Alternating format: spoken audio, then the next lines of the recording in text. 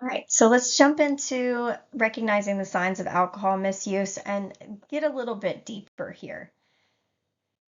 So, um, alcohol use very rarely begins with obvious intoxication.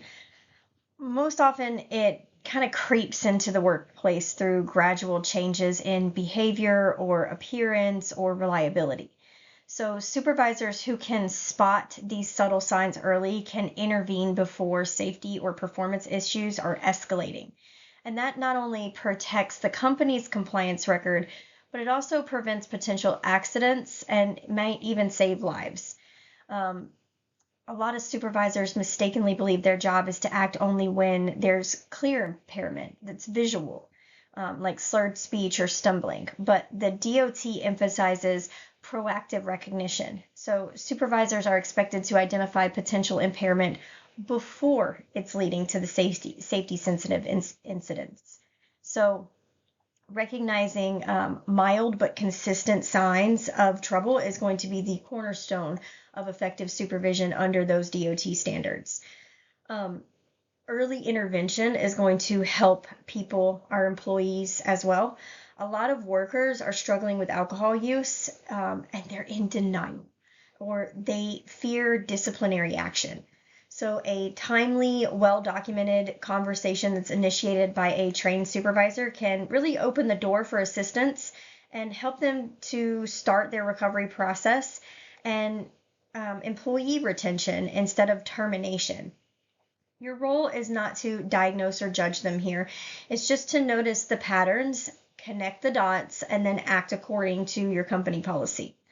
And that is going to help us to really have a deeper understanding, or this lesson is going to help us have a deeper understanding of being more aware of those subtle indicators and really helping you to respond professionally and fairly and within that DOT compliance. So let's talk about behavioral changes here. These are often the first clues that alcohol misuse is developing. Employees who were once sociable might become distant, or maybe they become defensive or short tempered, and there's no real clear reason. And these shifts can be really minor at first, but when they're persisting, they often point to internal conflict, or maybe it's pointing to an attempt to hide behavior related to the drinking. And alcohol is going to affect mood regulation and impulse control, which can then make people overreact to stress or they might overreact to feedback. And a once reliable worker might suddenly start arguing over small corrections, or they might make like routine coaching um, more, you might have to coach them more often. So these reactions, they're really easy to just dismiss as personality changes, but they can actually indicate early stages of that misuse. And then supervisors also need to notice avoidance behaviors. So skipping team lunches, leaving early, arriving just on time, just so they can avoid interactions. That isolation often stems from guilt or maybe fear of being noticed. So recognizing those patterns doesn't mean assuming guilt, it just means paying attention to the shift in consistency. Um, and while the odor of alcohol is the most well-known clue, it's not it's not always going to be there. It's not always going to be present. So chronic drinkers often metabolize alcohol differently, and they might use hygiene products to cover that scent. So instead, focus on the physical signs that are lingering even after the effects of the alcohol fade. And one subtle indicator is facial flushing or their face being red. Um, Long-term alcohol use can dilate blood vessels. It can lead to broken capillaries, especially on the nose or cheeks. Shaking hands, particularly in the morning, this may indicate the body's withdrawal response, and even vomiting. So supervisors should quietly note those observations without drawing attention. Fatigue, drooping posture, sluggish movements throughout the day, They can reflect both the sedative effects of the alcohol and the disrupted sleep patterns that's caused by like late night drinking, because they don't get a good night's sleep when they're drinking right before they go to bed. And over time, this employee might appear chronically tired, even if they deny staying up late. And the physical signs don't confirm impairment on their own, but when they're combined with the behavioral or the performance changes, they're going to provide a strong, reasonable suspicion. It's about recognizing patterns, subtle physical indicators that are paired with the inconsistent work habits are going to create a more clear picture for us. So alcohol use rarely appears as a single event. It's the pattern that matters. So supervisors should pay really close attention to anything that's like recurring absences, especially around the weekends or holidays or payday, or when car trouble or like personal emergencies become a theme. It's kind of time to consider whether there's something more going on.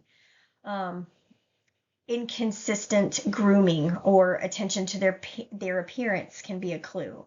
Employees who once dressed neatly might start arriving unkempt or wearing wrinkly clothing, or maybe they smell faintly of cologne that they're using to mask odors.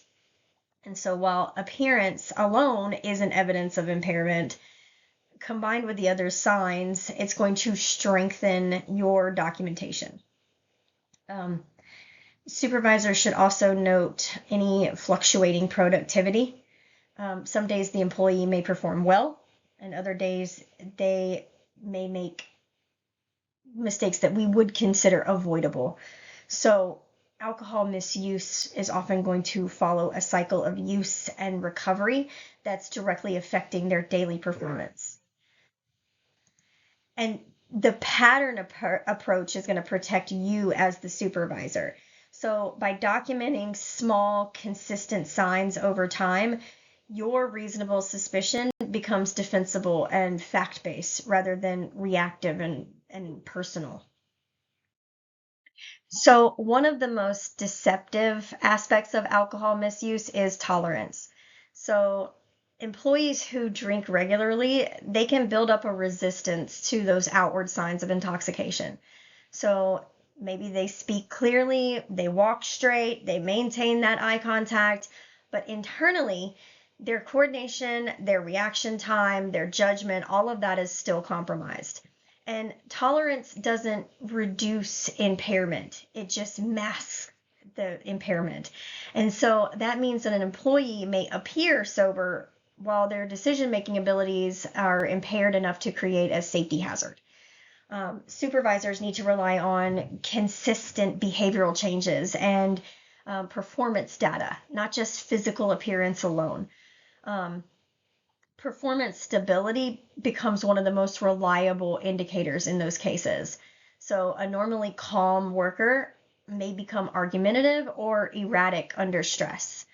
And you might also notice subtle forgetfulness or maybe small mistakes that seem out of character for that person. So supervisors should understand that tolerance is a symptom of dependence, not control. And so employees who seem perfectly fine may actually be struggling with long-term misuse, and early recognition of those mask symptoms is going to be crucial for both safety and for supporting that client. Alcohol is going to affect emotional balance.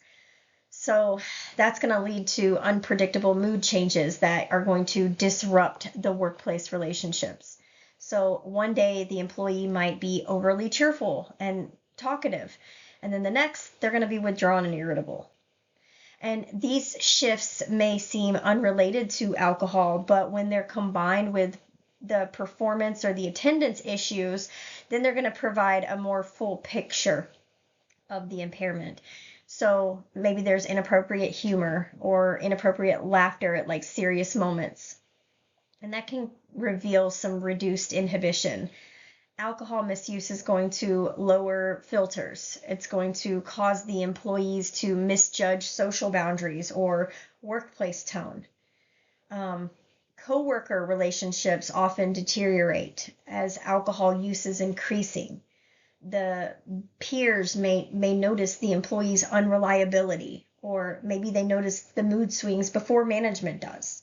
So supervisors should take coworker complaints seriously and view them as a potential indicator rather than gossip. Emotional volatility is one of the most human signs of misuse. So recognizing that is going to require some empathy and some professionalism. And responding with judgment or frustration can make an employee defensive. But calm observation and documentation are going to lead to constructive action. And again, I'm going to make the point here that just because an employee came up and told you that this person is making inappropriate jokes or they're being kind of hostile, unless you physically see it, you can't use that as part of your determination. But it does need to be in the back of your mind. Declining job performance is one of the most visible impacts of the alcohol misuse, but it's often gradual. So supervisors might notice an employee who, they used to meet deadlines, but now they're needing reminders or producing incomplete work. They may appear distracted or unmotivated or make simple mistakes that don't much match their experience level. And alcohol affects short-term memory and focus. So employees under the influence or who are recovering from drinking, they may lose track of some steps in a task or repeat themselves or just seem mentally foggy. And ignoring safety protocols is another serious indicator. Alcohol is going to lower inhibition. Inhibition is like the ability to stop yourself from doing something. So alcohol lowers that, and employees might cut corners or take unnecessary risks that they really wouldn't have before. And those shortcuts might endanger both the worker and their coworkers. I knew a gentleman who had started a job and he was completely sober when this happened, but it's something to pay attention to because the employer did do the safety protocol at this point, but he watched other employees taking a shortcut. They were supposed to go up the stairs and bring down the boxes, but as a shortcut, they were taking the forklift and raising it up and then putting the boxes on the forklift and then lowering the forklift down so they didn't have to carry the boxes down the steps. Seems ingenious, right? But when he went to lower the forklift, it hit a water pipe and water just went everywhere. And so, of course, the employer stops everything on the floor.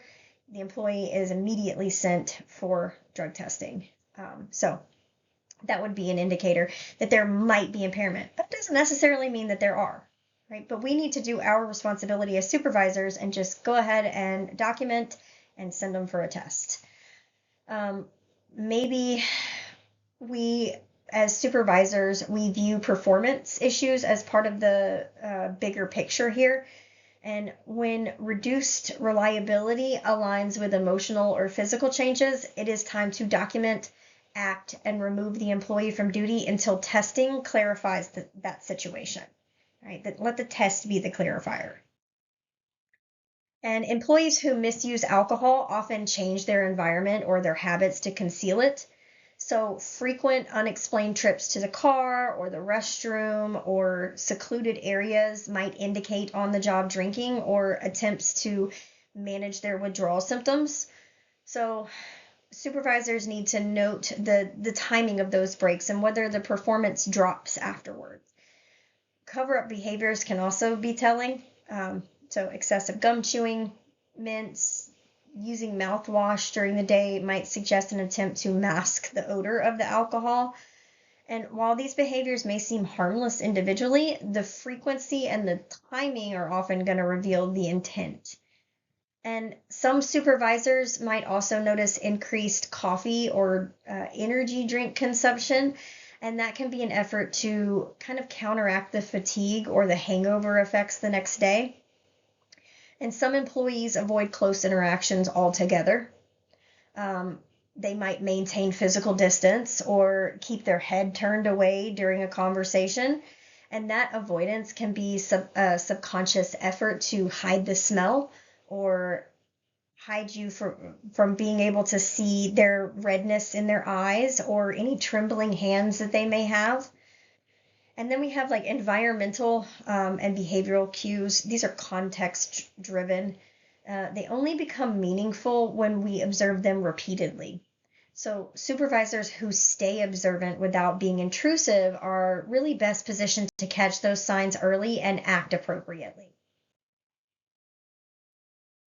As supervisors, we face a difficult balance here. Acting too soon can seem accusatory, while waiting too long can risk safety. So one common mistake is confusing normal stress or lack of sleep with impairment. The difference here is going to lie in the reoccurrence. So stress is going to ebb and flow, but alcohol-related patterns repeat and then they intensify. Another misstep is ignoring the minor incidents because the employee's overall record seems good. DOT compliance doesn't depend on intent. It depends on observation. So even high-performing employees can develop misuse problems. And consistency in documentation ensures fair treatment for everyone.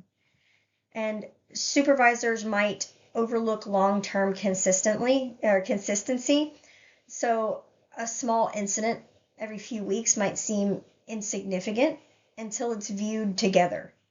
So without that written documentation, those dots may never connect. So by distinguishing that one-time stress reaction from chronic repeat behaviors, as supervisors, you're going to be able to ensure that our actions are justified and they're compliant. The goal isn't to assume, but just to notice and let the patterns speak for themselves. So consider a senior employer who's very well liked, very productive, and confident. And over several months, you notice an increase in missed deadlines. They start getting a short temper during meetings and have occasional absences with very vague explanations. The coworkers are going to mention that the person seems different, but nobody can really pinpoint how they're different. So this is the profile of a high-functioning individual with an emerging alcohol problem. Their experience and their confidence can mask impairment for a long time, but the changes are there. They're small mistakes, reduced patience, blaming others for oversight. And so supervisors have to rely on objective observation rather than just the employee's reputation. Documenting consistent forgetfulness, mood swings, unreliable follow-through, that's going to create a pattern that's strong enough for reasonable suspicion. And high-functioning misuse cases are among the hardest to identify, but also the most important. Early factual intervention can really redirect that employee towards recovery while preserving workplace safety and also trust. Objectivity and compassion are going to work together in effective supervision.